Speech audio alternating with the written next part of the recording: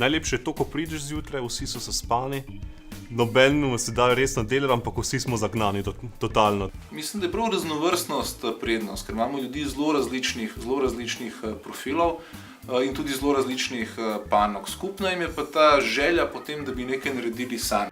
Mogoče inkubator lahko primerjate tudi z jajčno lupino, se pravi tukaj morajo dobiti tisto osnovno moč, da prebijejo lupino in pridejo na trg.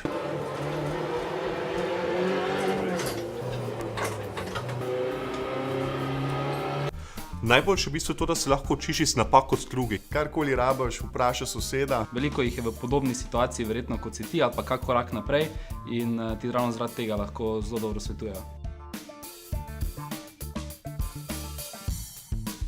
Lui nam je ogromno pomagal s kontakti, recimo do poslovnih partnerjev, do potencialnih investitorjev, ki imajo seveda naprej kontakte tudi po Evropi. Kavica, ne? Ja, tako je Miha rekel, vsako jutro začnemo na kavi, pa gremo malo v pisarno, se stankujemo, brainstormamo, pa malo kaj naredimo. Pa gremo na sendvič. Ja, pa gremo na sendvič. Ful dobro, ker je razgibano okolje, se vsak dan rad vračaš in si zaseden to, ki ti ni muka zjutraj prijeti, ni muka do 6 popoldne ostati in ja, good.